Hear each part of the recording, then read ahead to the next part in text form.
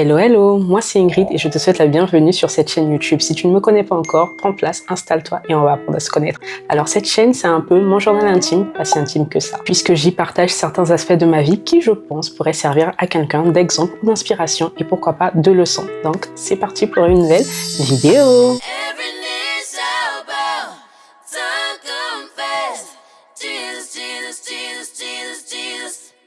Dans cette vidéo, je vais partager avec vous l'une des plus belles leçons que j'ai apprises cette année. Il y a quelques mois, j'étais cette fille qui avait peur d'oser, de se lancer, du regard des autres, de l'échec, bref, j'avais peur d'un tas de choses. Et puis un jour, j'ai décidé de vivre à 100%. Mais qu'est-ce que ça veut réellement dire vivre à 100%? Et c'est ça le thème de cette vidéo. Cette vidéo, je veux vraiment que ce soit comme une conversation où ensemble, en fait, on discute sur le fait de vivre à 100%. Qu'est-ce que ça signifie? Qu'est-ce que c'est réellement? Parce que des fois, on dit des choses comme ça, mais au fond, on ne sait pas vraiment ce que c'est. Et moi, vivre à 100%, c'est vraiment ce que j'ai appris tout au long de cette année. Et ça me fait plaisir, en fait, de partager ça avec vous parce que j'ai tellement procrastiné sur cette vidéo. Et là, je me suis dit, ok Ingrid, c'est bon, t'as un peu de temps, vas-y, tourne la vidéo et même si tu la postes pas aujourd'hui, tu la posteras un autre jour et peut-être que ça servira. Déjà, il faut savoir que cette année, j'ai créé mon club, j'ai fait 2 événements et franchement, ce sont ces choses-là qui m'ont permis de comprendre ce qui était réellement vivre à 100%. Parce que quelque part, j'avais une idée en tête, j'avais envie de la matérialiser, mais j'avais un peu peur, j'avais plein de doutes. Bref, je n'osais tout simplement pas sauter le pas et faire les choses que je voulais réellement faire. Du coup, qu'est-ce qui m'a permis d'avoir ce déclic? Qu'est-ce qui a fait en sorte que je fasse enfin ce pas-là, que je crée enfin ce club et que je fasse enfin des événements? Quel a été ce fameux déclic? Très sincèrement, c'est quelque chose de simple et d'évident. Je me suis tout simplement dit, on mourra tous un jour. Cette phrase, elle peut faire peur, mais à côté, elle peut aussi booster dans la mesure où tu te dis, si on meurt tous un jour, autant faire tout ce que je peux faire dans la vie actuelle qui m'est donnée, plutôt que d'attendre éternellement. Parce que si je continue d'attendre, la mort peut venir à n'importe quel moment et je n'aurais pas fait ce que j'aurais voulu faire. Et pour moi, mourir en ayant gardé en soi des projets que l'on avait ou des choses qui nous tenaient tout simplement à cœur, ne pas avoir sauté ce pas-là simplement parce qu'on avait peur et perdre la vie avant de le faire, je trouve que c'est très dommage. Certes, on ne sait pas à quel moment la mort va subvenir, mais juste, si tu peux faire quelque chose maintenant, fais-le. Et le déclic pour moi a vraiment été de me dire qu'un jour je mourrai et je n'ai pas envie que l'on m'enterre avec tous les projets que j'ai en tête et tout ce que j'ai sur le cœur concernant certains sujets. C'est pourquoi je me suis dit, écoute, si tu ne le fais pas maintenant et que tu meurs, tu n'auras plus jamais l'occasion de le faire. Donc, c'est de là que tout est parti. Et j'ai donc décidé de créer mon club qui est tout simplement le Créa Club. L'objectif du Créa Club, c'est premièrement de faire des rencontres, aussi de se booster mutuellement et pourquoi pas de profiter de la vie à plusieurs. Je sais que dans l'âge adulte, c'est très compliqué de faire de nouvelles rencontres, de discuter, de sortir de son petit cocon. Je sais que c'est difficile. C'est pourquoi je me suis dit, écoute, si tu mettais ce truc-là en place, ça pourrait peut-être servir à quelqu'un. Donc de là, j'ai mis en place ce Créa Club parce que personnellement, c'est ce genre de choses que j'ai toujours recherché. Je pense que j'en ai déjà parlé dans une vidéo. J'ai toujours cherché ce genre de choses, ce genre de club. Et vu qu'il n'y en avait pas forcément autour de moi, j'ai créé le mien. Et au fil du temps, j'ai pu faire 2 événements. Donc ces 2 événements-là qui m'ont permis vraiment de me dire que heureusement que tu as sauté le pas. Mais avant de sauter le pas, il y a eu énormément de choses qui se sont passées dans ma tête. J'avais énormément peur. Simplement la peur de l'échec. L'échec dans la mesure où je me dis, écoute, si tu fais ton événement et qu'au final personne ne vient, ce sera un échec. Si tu fais ton événement, que tu prévois d'accueillir tant de personnes et que le quota n'est pas atteint, ce sera un échec. Si tu fais ton événement et qu'il est foiré parce que tu n'arrives pas à prendre la parole, ce sera un échec. Si tu fais ton événement et qu'il pleut ce jour-là, ce sera un échec. Bref, tout pour moi était bon pour me dire que si je fais l'événement, ce sera un échec. J'arrivais pas à trouver un truc pour me dire non mais t'inquiète, si tu le fais, il y aura tel bénéfice. J'étais tellement butée par la peur à l'idée de me dire que en fait l'échec est plus probable que la réussite. Donc à ce moment-là, j'avais peur tout simplement. Je ne voulais pas. Les probabilités d'échouer pour moi étaient trop grandes. Et tout ça, c'était au début, avant même que je ne commence réellement en fait à prospecter, à parler de cet événement-là. Donc ça, c'était vraiment les peurs du début, mais elles ne m'ont pas empêché d'avancer et réellement de concrétiser mon projet. Malgré ces peurs-là, il y a quand même certaines petites choses qui m'ont aidé à me lancer et à me dire, écoute, c'est vrai que tu as peur, mais concrétise tout cela. Essaye. Et au pire des cas, si tu échoues, écoute, c'est pas grave, tu vas recommencer et tu vas apprendre des erreurs que tu as faites. Donc, c'est ce qui m'a poussé à vraiment sauter le pas. Le fait de me dire qu'un premier échec n'est pas fatal. Tu échoues une fois, tu apprends des leçons, tu sautes le pas une deuxième fois en t'améliorant par rapport à ce que tu as fait la première fois. Et c'est comme ça que j'ai sauté le pas. Vraiment, je me suis dit, c'est moi qui l'organise, donc je me donne une seconde chance si jamais il échoue. Et Dieu merci, cet événement pour moi a été une réussite. Cet événement a été une réussite et je suis tellement reconnaissante parce que j'ai pu le lire sur le visage de toutes les filles qui étaient présentes ce jour-là. Et c'est là que j'ai réalisé qu'en fait, cette phrase qui dit « J'ai réalisé qu'attendre d'avoir confiance était une illusion. La confiance vient après qu'on ait osé, pas avant. » Je me suis rendu compte que cette phrase est réelle et elle est tellement vraie parce que pendant tout le processus de préparation de l'événement, j'avais peur, je n'avais absolument pas confiance en moi. Mais une fois que les dés étaient lancés, que le match avait commencé, je vous promets que vouloir ou pas, j'étais confiante.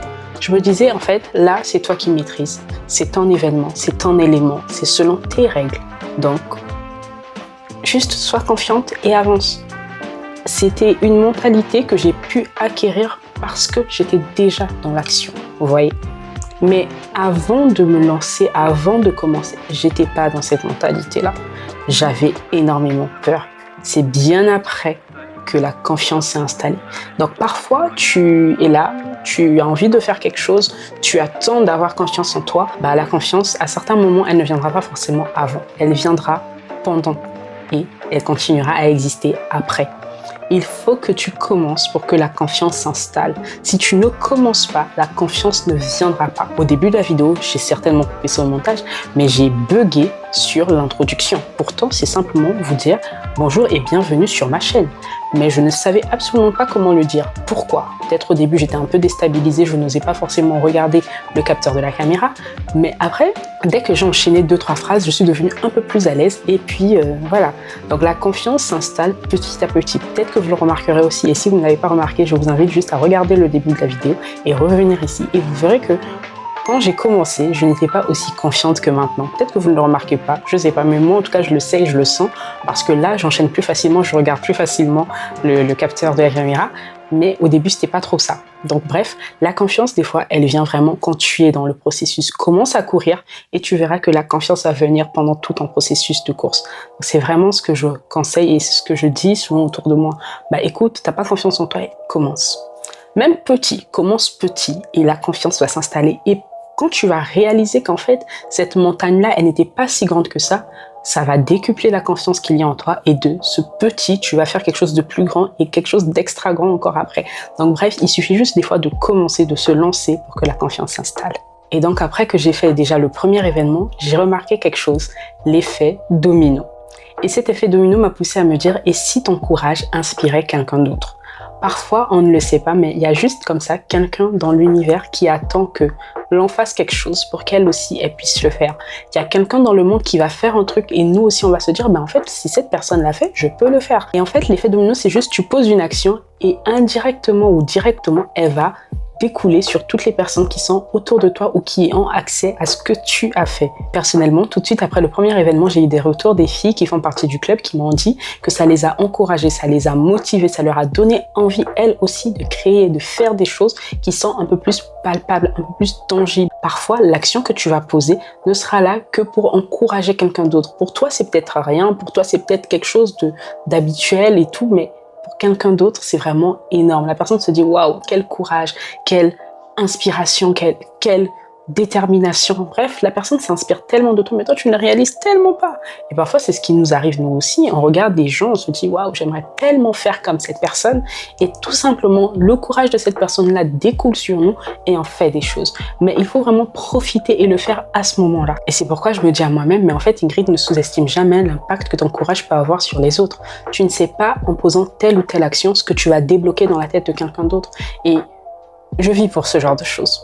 Je vis pour aider les gens. Je vis pour motiver les gens. Je vis vraiment pour inspirer les gens. Et certes, c'est un peu dur parce que quelque part, je me pousse à sortir, à me décupler, à toujours faire plus, faire mieux, m'améliorer, etc. Mais c'est parce que je me dis, j'ai besoin de personnes comme ça. Donc, je deviens cette personne-là déjà pour moi, mais aussi pour mon entourage. Et ça marche. Ne sous-estimez jamais les petits pas que vous faites, mais jamais. C'est de très grands pas pour d'autres. Et ce que j'ai pu retenir, c'est qu'on sous-estime toujours, mais toujours l'impact que l'on peut avoir. Alors que le pas que tu vas faire, c'est peut-être le signal pour qu'une autre personne se lance aussi. Et Paulo Coelho dira même dans l'un de ses livres que le chemin personnel inspire les autres. Donc, tu avances, mais en fait, tu es en train d'inspirer toutes les personnes qui sont autour de toi. Donc, s'il te plaît, fais ce que tu as envie de faire. Sors de ton cocon, lance-toi, saute le pas, mais s'il te plaît, fais quelque chose. Et n'aie pas peur. N'aie pas peur, ne te dis pas que si tu inspires des gens, ils vont tellement s'inspirer de toi qu'ils vont mieux faire que toi. Quand tu allumes ta lumière, ça ne t'empêche pas d'allumer la lumière des autres et que vous soyez éclairés, illuminés. Donc ne pense absolument pas que le fait que tu allumes la lumière de quelqu'un d'autre va éteindre la tienne. Non, ça fait juste en sorte qu'il y ait plus de lumière. Et c'est beau, mine de rien. Et vous me direz peut-être, mais Ingrid, dans tout ça, c'est quoi réellement vivre à 100%? Et je vous répondrai en vous disant ceci. Vivre à 100%, ce n'est pas tout contrôler. Vivre à 100%, ce n'est pas être productif H24. Vivre à 100%, c'est aussi se reposer, dormir, échouer, se relever, avancer, s'arrêter, continuer. Bref, vivre à 100%, c'est vraiment le mélange parfait entre toutes ces étapes-là, entre toutes ces phases-là. Parce que dans la vie d'une personne, je ne pense pas qu'on a toujours des périodes de réussite. Je pense qu'on a aussi des périodes d'échec, on a des périodes où on rigole, on a des périodes où on pleure, pardon. C'est vraiment ça, vivre à 100%. Prendre la vie telle qu'elle vient et l'apprécier pour ce qu'elle est, tout simplement. Que ce soit dans des moments d'échec ou dans des moments de réussite, apprécie la vie. Que ce soit dans des moments où tu es hyper heureux, heureuse, ou dans des moments où tu es hyper triste, apprécie la vie. Parce que chaque étape, en fait, te permet d'apprendre quelque chose ou de t'améliorer sur quelque chose, mais en tout cas, tu ne restes pas la même personne selon les différentes phases par lesquelles tu passes. Donc, donnez-vous l'occasion d'essayer, donnez-vous l'occasion d'échouer, donnez-vous l'occasion de réussir, mais en tout cas, donnez-vous l'occasion, car sans occasion, il ne se passera rien. Et si rien ne change, rien ne change. Et moi, par exemple, j'ai arrêté de dire non à ce qui me faisait peur. J'ai compris qu'il faut se lancer. Il faut parfois accepter de se lancer dans l'inconnu comme ça, s'en aller et puis juste ou on suit le cours de la vie tout simplement. J'ai aussi appris qu'il était important d'arrêter de trop réfléchir. Il est vraiment important des fois que dès que tu as la patate chaude entre les mains, agis directement. Ne réfléchis pas trop parce que ton cerveau peut te stopper. Si tu as une idée en tête, fais-le. Si tu réfléchis trop, il se peut que tu commences à trouver plein de raisons pour ne pas faire ce que tu as prévu de faire, pour ne pas lancer ce que tu as prévu de lancer. Et moi, c'est vraiment un truc que j'ai retenu. Dès que la patate chaude est dans mes mains, je fais quelque chose, je n'attends pas. Et après, bien évidemment, personnellement, je ne pense pas qu'il est possible de vivre à 100% sans la foi. Pour moi, la foi, c'est vraiment le socle de tout cela. Croire que tout est possible et croire que toute chose concourt au bien de ceux qui aiment Dieu. Je pense vraiment que le Seigneur a des plans merveilleux pour nous, mais il suffit à nous-mêmes, en fait, d'y croire et d'embrasser pleinement ces plans-là pour pouvoir vivre à 100%. Pour moi, il n'y a pas de vie à 100% si tu n'es pas accroché à ce que Dieu veut et a prévu pour toi.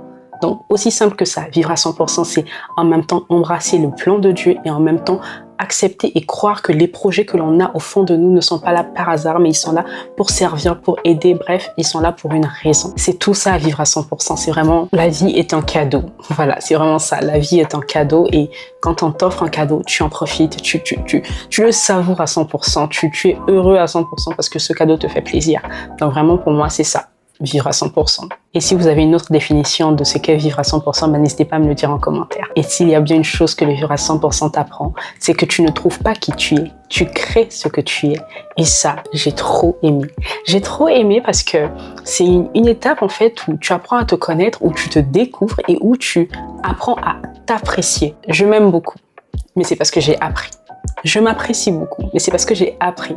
Je ne suis pas tombée comme ça du ciel et j'ai commencé à m'aimer. Je pense qu'on a tous connu une période de notre vie où on ne s'aimait pas forcément.